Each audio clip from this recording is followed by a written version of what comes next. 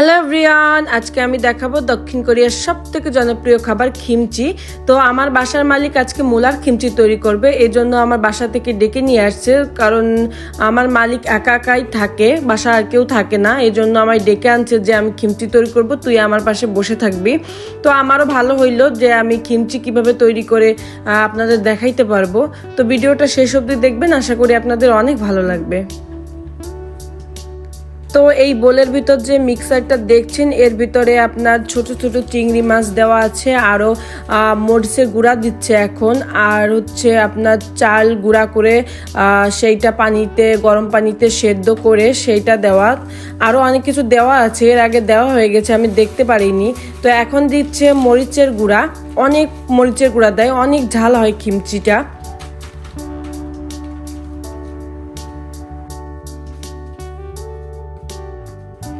আমায় ডিম ভাজি আর হচ্ছে আঙুল ফল খেতে দিয়েছে। তো এখন এই বোলে সবকিছু একসাথে মিশাচ্ছে ভালো করে।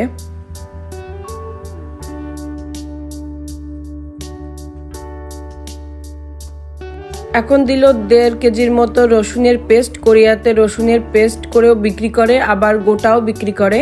তো এখানে রসুনের পেস্ট দিয়েছে। আর এখন দিল সামুদ্রিক শৈবাল, তো এটার নাম আমি জানি না।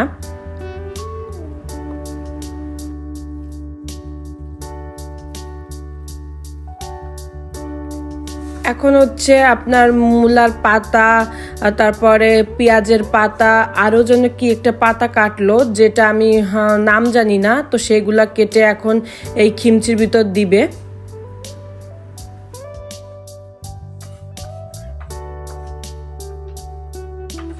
এটা হলো সাদা বিটকপির পাতা, তো এই পাতাটা অনেক পরিমাণে কেটে নিল।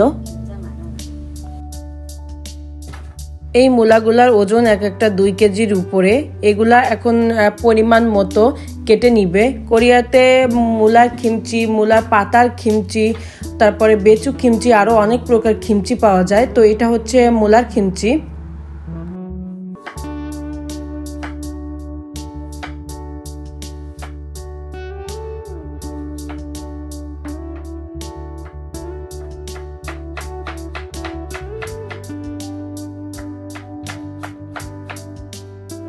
আমার বাড়ির মালিকটা অনেক ভালো, আমায় অনেক ভালোবাসে, সব সময় আমায় ডাকতে থাকে ওনার বাসায় যাওয়ার জন্য। উনিও একা থাকে, ওনার একটা ছেলে আর ওনার চাকরি সূত্রে বাইরে থাকে, তো যার কারণে উনি একা থাকে বাসায়। আমায় সবসময় ওনার বাসায় ডাকতে থাকে, খুবই ভালোবাসে আমায়। মূলা কাটায় খুবই এক্সপার্ট, দেখেন চাকু দিয়ে কি সুন্দর মূলা কেটে নিচ্ছে। তো আমায় বলছে তুমি কাটবা নাকি, তো আমি বলছি যে আমি তোমার মতো পারি না ভালো কাটতে। তো দেখেন কত সুন্দর কেটে নিয়েছে মূলাগুলা। পরিমাণ মতো মূলা কাটা শেষ। এখন মূলাগুলা আপনার মিক্সারের সাথে সুন্দর করে মিশিয়ে নিবে। একদম ভালো করে মেশাতে হবে, যাতে একদম মূলায় সব মশলা লেগে যায়, আর এটা মশলার ভিতর থেকে নরম হয়ে যাবে একদম।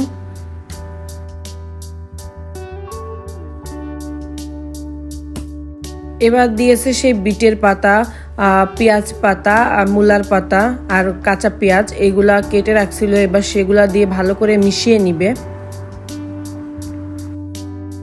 আপনাদের যদি খিমচি খাওয়ার ইচ্ছে হয়, তো আপনারাও এইভাবে খিমচি তৈরি করে খেতে পারবেন। তো একবার ট্রাই করেই দেখবেন এইভাবে।